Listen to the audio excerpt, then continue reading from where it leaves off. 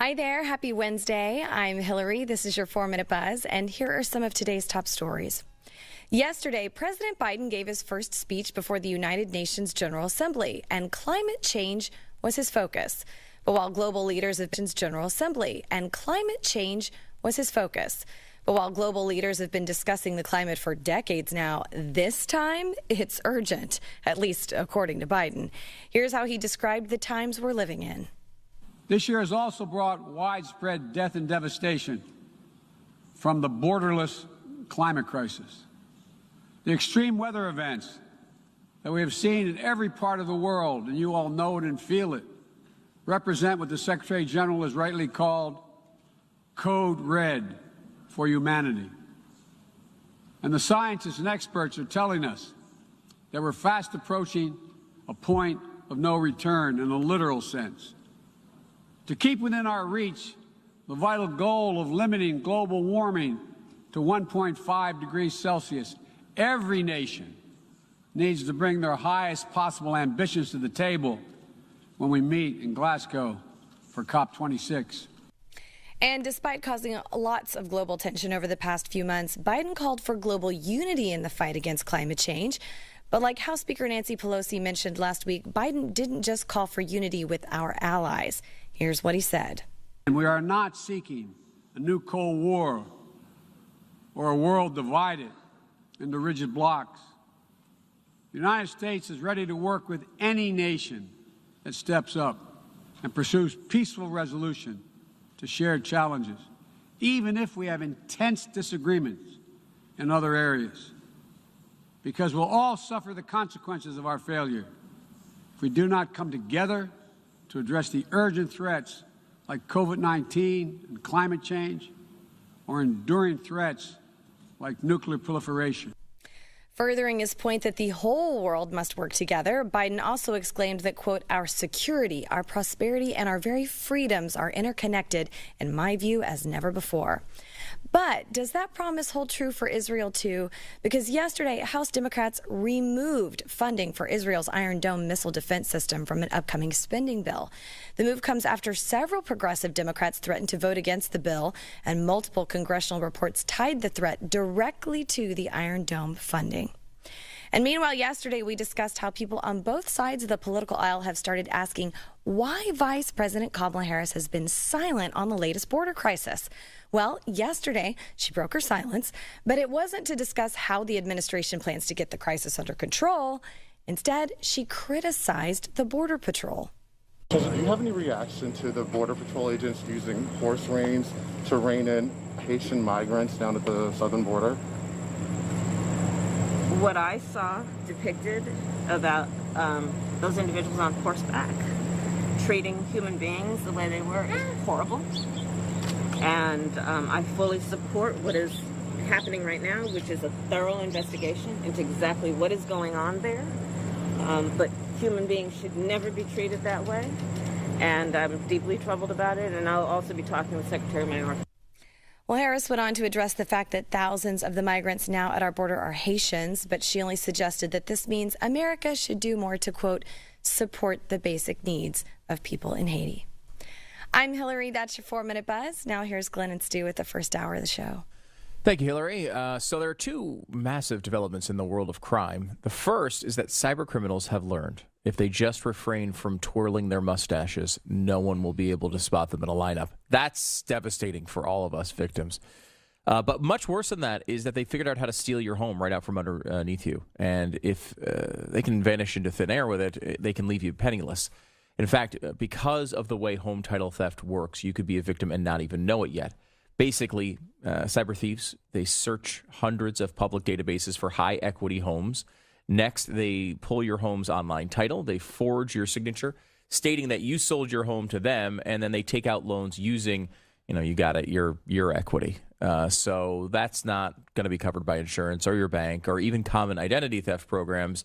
They've just, that's not the type of stuff that they do. What they do well, but they don't protect you against this. So protect your most valuable asset. Register your address and see if you're already a victim with Home Title Lock, because they can protect you. You get a complete title history of your home. It's a $100 value, absolutely free. Go to HometitleLock.com. HometitleLock.com. Don't become the victim of the twirly mustache people. It's HometitleLock.com. Radio show starts in 10 seconds.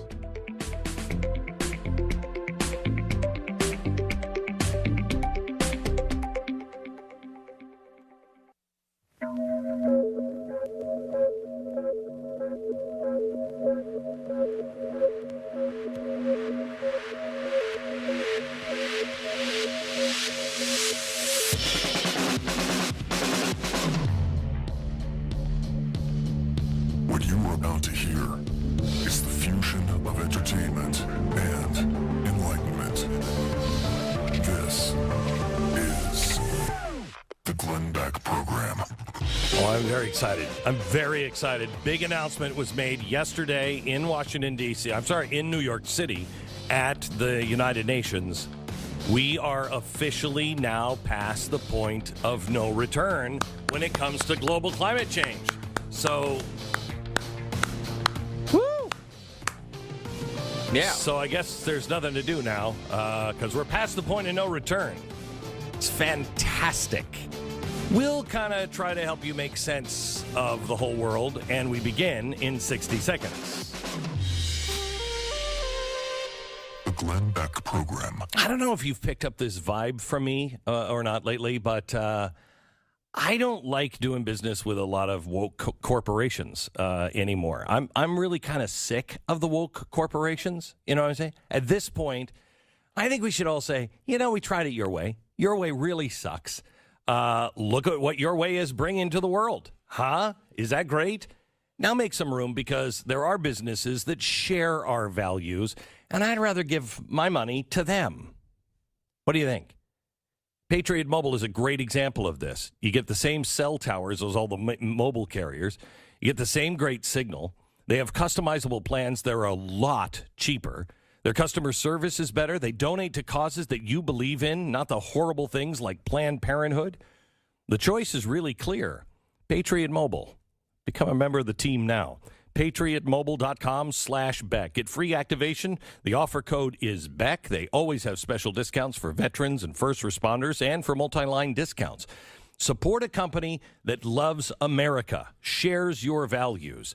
It's PatriotMobile.com/Beck. That's PatriotMobile.com/Beck, or call 972-PATRIOT.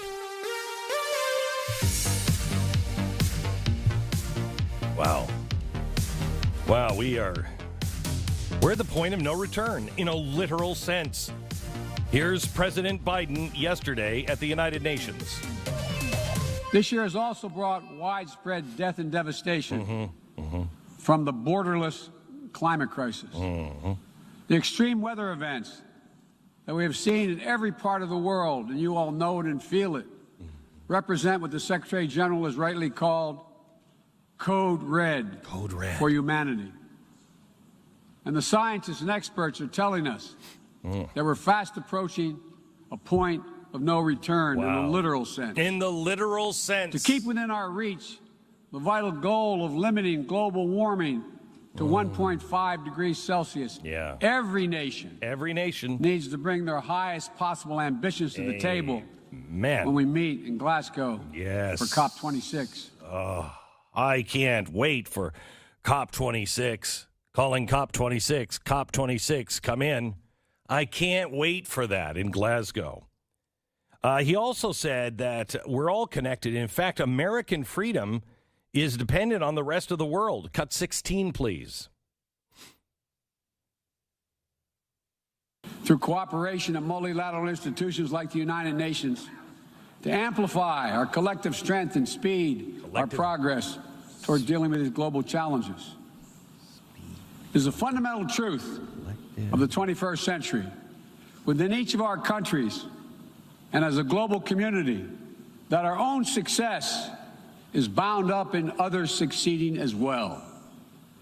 To deliver for our own people, we must also engage deeply with the rest of the world to ensure that our own future We must work together with other partners, our partners, toward a shared future.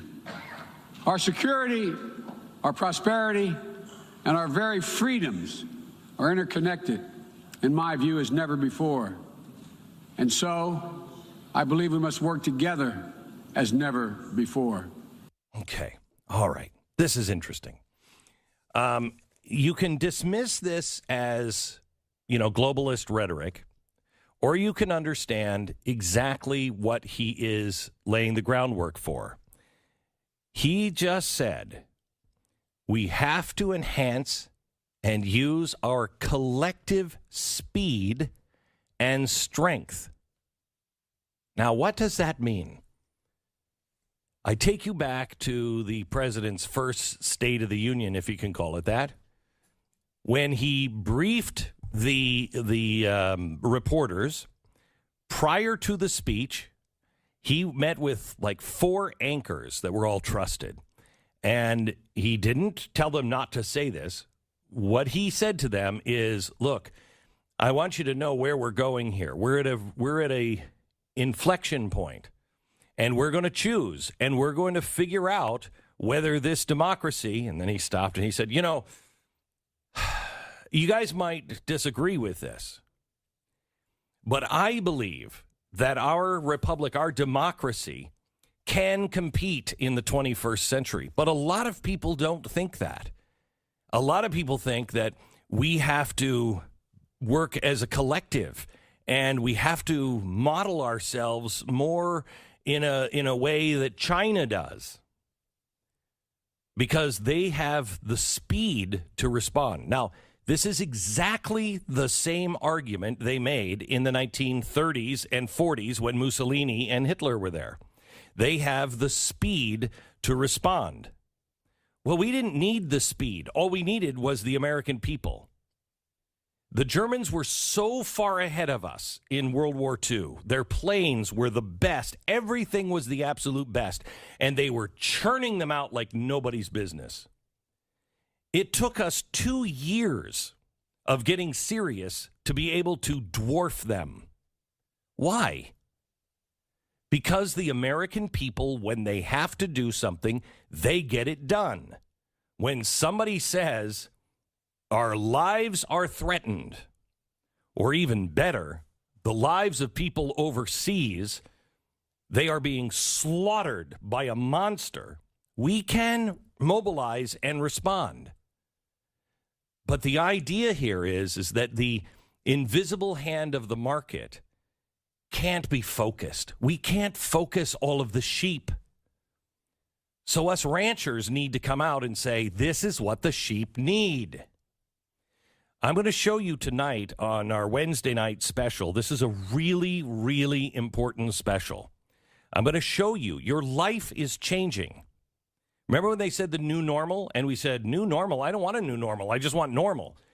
You don't even remember what normal was like, because you're already accepting this new normal where things aren't on the shelves.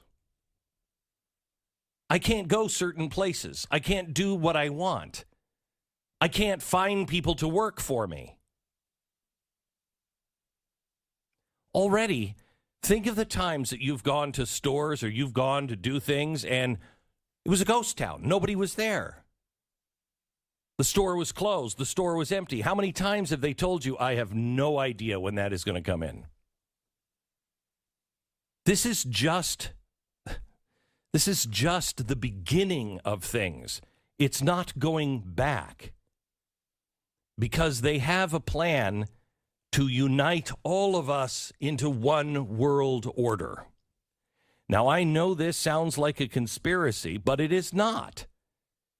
It's what he means by Build Back Better. That's the worst slogan I've ever heard.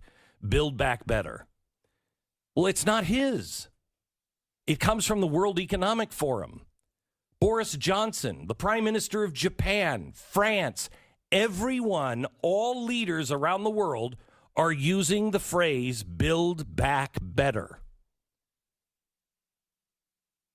It's not a conspiracy. They're out doing it. The changes that have already been put in are enormous and have massive, massive ramifications. I will show you tonight how the world, including us, could be starving by 2030. I will show you tonight what's going to happen to the U.S. dollar, what their plans are for the U.S. dollar. I remember we were working in Radio City Music Hall at the time, and I figured a couple of things out. And one was, why would people start to destroy our country economically, internally? Why would we spend ourselves into a place to where the dollar was going to crack? Remember, this was at the time when I said, we're going to be downgraded. That's crazy. Moody's would never downgrade the United States. We are the gold standard. And what was it? Within a year, they downgraded us. And they knew that was going to happen, because I knew. So why would you do that? Because we've tried. We've tried, and it's not working for everyone. See if you've heard this in a speech lately from Joe Biden. You know, this is just not working for everyone. This system is, we've tried it, and it's just leaving too many people behind, right? And America has too much. We're too rich. We're exploiting the earth. We're the big consumers, and we're grotesque.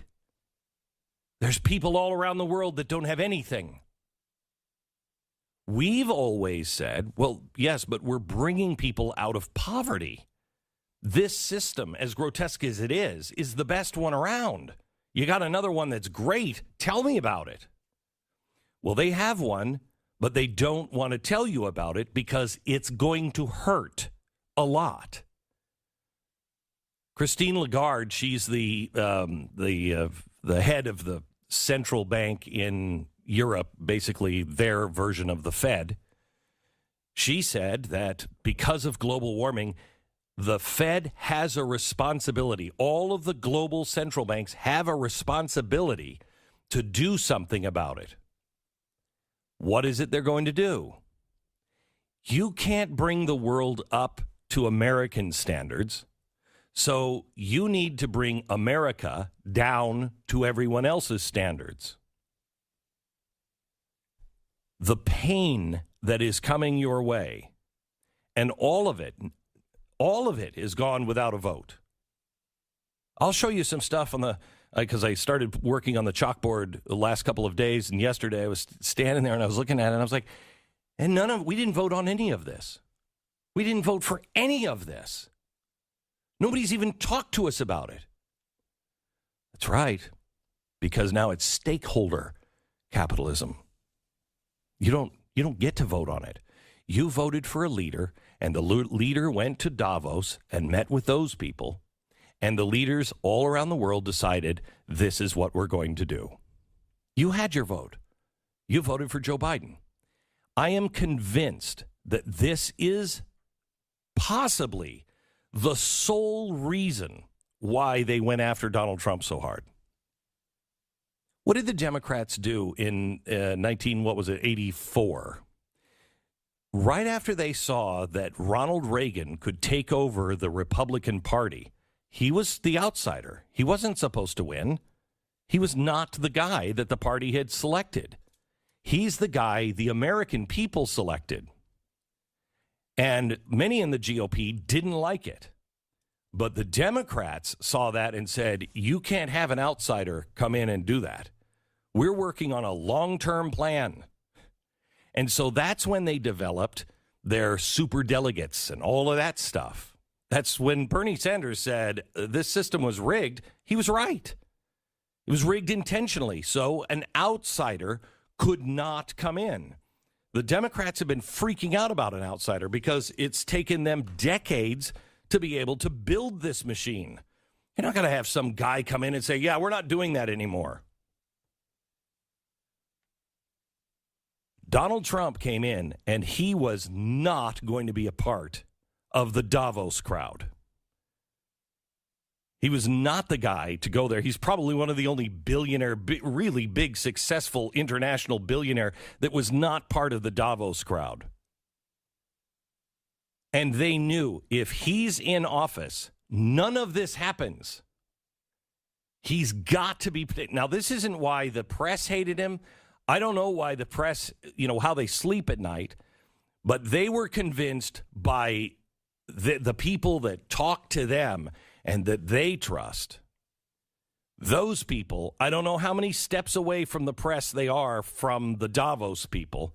Some of them probably right in bed with them.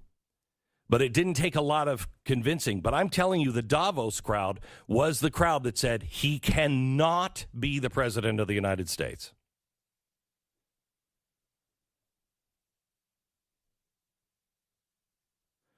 Tonight, I'm going to explain all of this. I will show you the United States of Venezuela and what you can do to prepare for the economic collapse and the total transformation of everything you know about the United States of America. Tonight, 9 o'clock, only on blazetv.com. Make sure you use the promo code Beck, and you'll save 10%. Kamala Harris has been, because she was put in charge of this border thing. And I haven't even... Yeah, she was. And I haven't seen her anywhere. Nowhere. Until yesterday. And she is deeply troubled by what she is seeing on the border. Do you have any reaction to the Border Patrol agents using horse reins to rein in Haitian migrants down at the southern border? What I saw depicted about those individuals on horseback treating human beings the way they were is horrible. And I fully support what is happening right now, which is a thorough investigation into exactly what is going on there. But human beings should never be treated that way. And I'm deeply troubled about it. And I'll also be talking with Secretary Mayorkas. Shut up. That needs to be said from time to time. Shut up. It is their arrogance and their lies have just become... I mean, you really do have to be a complete zombie at this point to believe that. You have to be a zombie. You are putting people in horrific situations where people are selling everything they have. They're getting into bed with drug cartels. God only knows what has happened to them on the way just to get to the border. Why? Because you have made it lawless. How many people have died? How many people have been raped? How many people have been beaten? How many people are being killed by drugs because this is empowering the cartels? The cartels are making a fortune off of the Biden policy. And you just don't think people should be treated that way. What way? What way? That a horse should be in front of them so they should stop doing what they're doing? So we show force and saying, stop coming here. It's bad for you. They weren't whipping anyone. They weren't whipping a single person. You can take it frame by frame. That's not what was happening. And we should remind people that the people that they're trying to stop largely are people that have already crossed the Rio Grande, got to the bridge, left, went back to Mexico, and now are trying to recross like they're re-entering a concert after leaving. That we can't even stop them. There's no... They were just going back. They're taking a vacation, and they're just going back. They forgot their sunscreen. I guess that's what happened. I guess so. And it's like, they keep talking about how, look, this is the moment they've been waiting for, and all these Haitians who've been here for a decade in Colombia and Venezuela and everything are making their way up here. Why? What do you mean? What is the moment that they're waiting for? The moment that they've waited for is to have an administration like this that will allow lawless behavior with no consequences. That's what they've been waiting for. The moment is here, apparently. And yes, Thanks, and Kamala. it is this administration's fault, and they are denying all of it. Dan Crenshaw comments next. This is the Glenn Beck Program. You're really going places there for a while. You had pedal to the metal, the music turned up, hair blowing, and the air conditioning. Too bad it all had to come to an end, but you know the old saying, you can't ignore the check engine light. I think that's the saying. I don't know if it is. Now, your car is dead. You're sitting on the side of the road now. Your hair left you for another driver with a functional car. Here's the thing. If you have Car Shield, don't worry about it, because they're going to come pick you up. They're going to come and pick your car up, and they're going to give you a rental car. And then they're going to be the ones that write the check when you have the mechanic do all the work on it. They have you covered. If you don't have a warranty, you need Car Shield coverage. Car Shield. The cars go further because they can keep them on the road. Carshields.com/Beck. That's carshield.com/Beck. Use the promo code Beck. You'll save 10%. Carshield.com/Beck. Deductible may apply. Do it now. All right, tonight, blazetv.com/Glenn. Promo code is Glenn. Brand new Glenn TV right after a brand new Stu Does America. Whatever.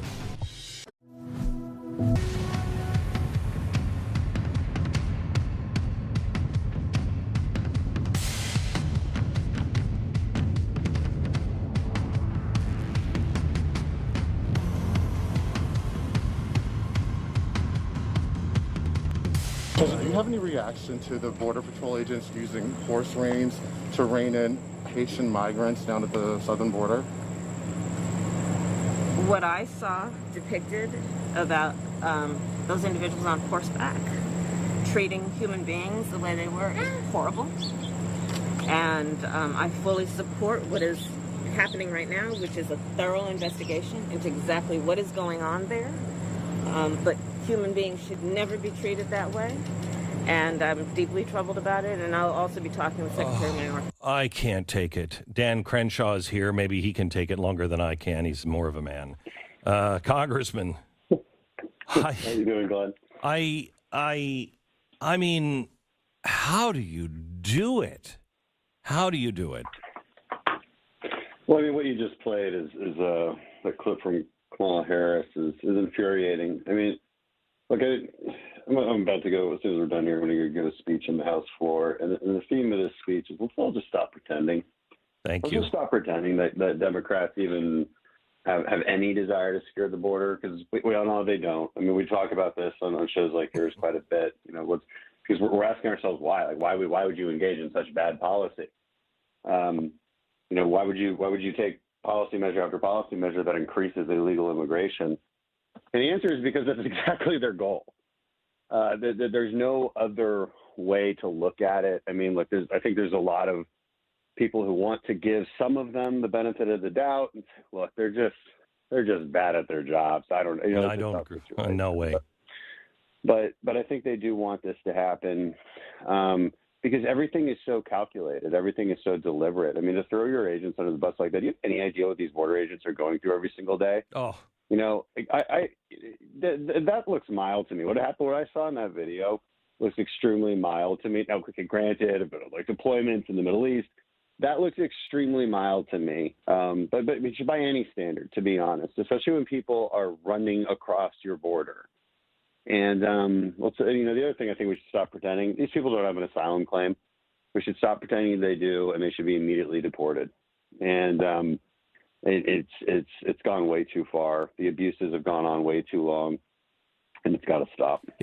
I'll tell you, Dan, it is. I don't know where the GOP is, but the GOP has got to start standing up for the principles and the values that the American people, at least half of the American people, hold. And that is, we want to be fair. We want to be decent. I'm so sick and tired of be calling racist or really I'm a racist. Do you know how many people my organization is saving that are of browner skin than mine, that don't, necessarily come from our Western culture, that are not of the same religion as I am? Shut up. These people are doing nothing on the left, and everything they're doing is actually hurting and enslaving the people they say they're helping. Do you think this is a good life for these people who are on the border? They've now just sold everything, and many of them are being shipped to Haiti, a country they haven't seen in 10 years. Yeah, look, that's exactly right. That actually gets to a deeper point about the immigration debate, one that conservatives need to use more often, which is this. It's immoral, not just because it's a threat to our sovereignty, which it is, but also because you're cutting the line. And that's like moral rule number one that you learn as a kid. You can't cut the line, right? It makes you upset. Well, think about the millions of people around the world who have valid asylum claims. I mean, like the people you're talking about that your organization helped save in Afghanistan. These are people with valid asylum claims. They're actually probably going to get killed by their new government. You just can't say the same of the people just rushing across our border. I mean, are they bad people? I don't know. I don't think so. Not most of them are not. But they're breaking the law, and they're cutting in front of people who are also good people, but also in desperate need of our asylum claims. So it's really immoral. And look, I mean, I think Republicans stand up. I mean, Republicans just have no power. I mean, I have yet to hear any Republicans who haven't spoken out against the border. They have. It's just some of us have bigger platforms to do so, and we got to win elections. Look, I mean, we got to win elections. These things matter to an extraordinary degree, and look, we're searching for ways in Texas that we can kind of subvert the federal authority here and enforce our own state sovereignty. And I think Abbott is looking at every avenue to do that. I'm glad. But it's not easy, because it's not as easy as just, we'll send more National Guard. Well, National Guard has no jurisdiction. Mm-hmm. You can't just arrest people. I mean, it's really tough. I mean, what you see on the Border Patrol, what the Border Patrol agents are doing in that video that Kamala Harris was clutching her pearls about, what they're doing is they're trying to have a show of force. Abbott did this too. He sent a bunch of Texas DPS agents. Yep. Department of Public Safety agents to just show a show of force, knowing full well that if that group just quietly walks past them, they can't do anything about it. And that's the real crux of this problem. It's a legal problem. And the other sad part is, Glenn, it's so easy to fix. Reinstate migrant protection protocols that the Trump administration had in place. Build walls as much as you can, sure. But the real issue is disincentivizing crossing via good enforcement and via immediate deportation, so that you remove the calculus that these immigrants currently have, which is, well, I'll probably get let loose and not even given a court date. Yeah. So, hey, let's give it a shot. I have to thank you so much for what you did with Pakistan for the Afghanistan refugees. It's crazy. I get a call and they said, Glenn, can you reach out to the Pakistani prime minister? And I'm like, what? Why would he take my call? Apparently he's a fan of some sort.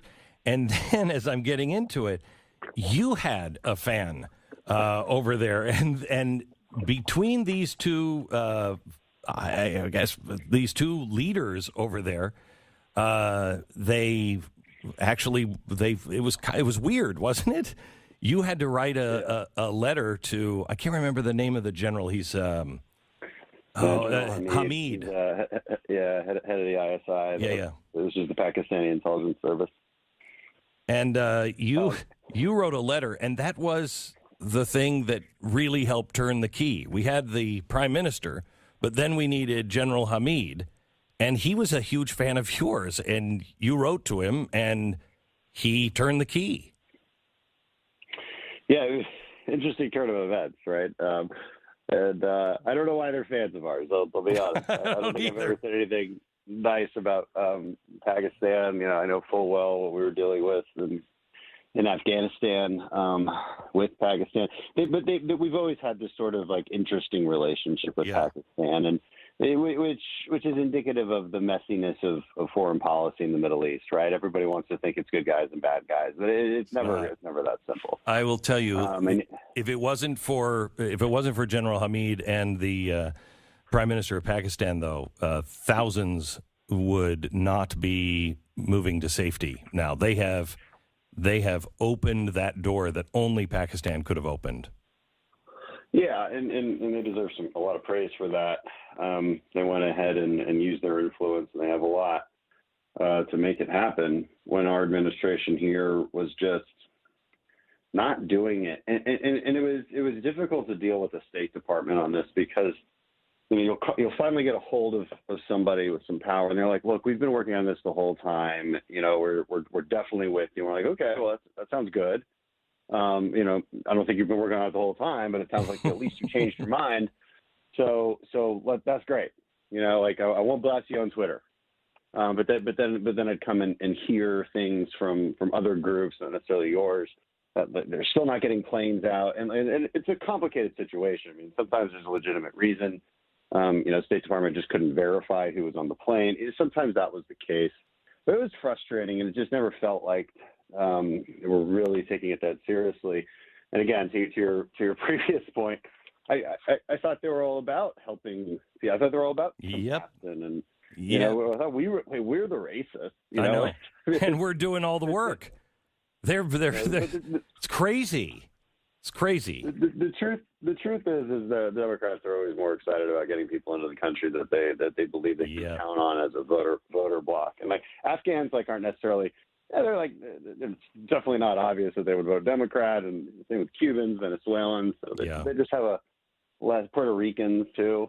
Notice they always call for Washington D.C. statehood, but not Puerto Rico. Right. You know why that is? Because Puerto Rico elects Republicans. Can I ask you one more question? The Army is coming out and talking about dishonorable discharges for people who won't take the vaccine. Do I have that right? And if so, what can be done to stop dishonorable discharges from the military? That's not right. Yeah, this is another infuriating thing. It's just they always have to take this too far.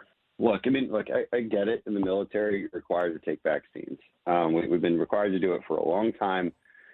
Now, people have concerns about this one.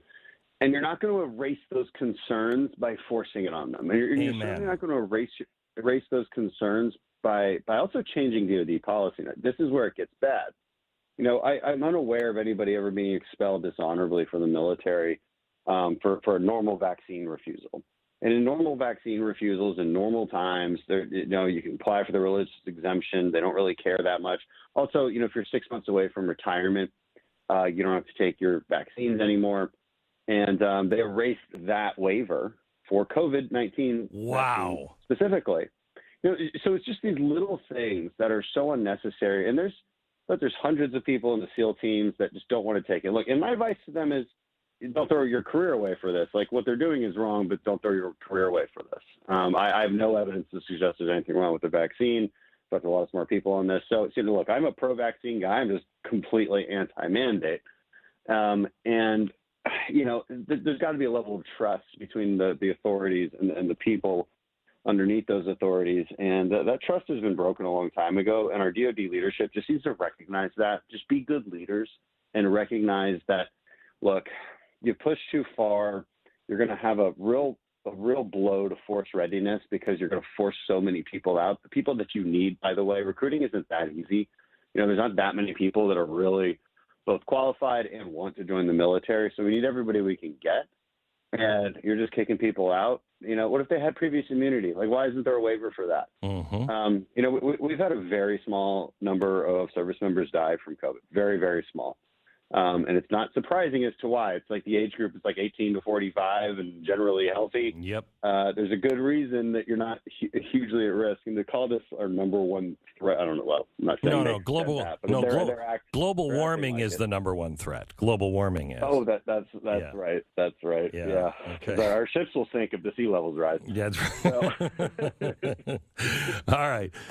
Congressman Dan Crenshaw, thank you so much for being on with us. Appreciate it. Great to be with you, Glenn. Yeah, Thanks. you bet. Bye-bye. All right, let me tell you about Legacy Box. Are you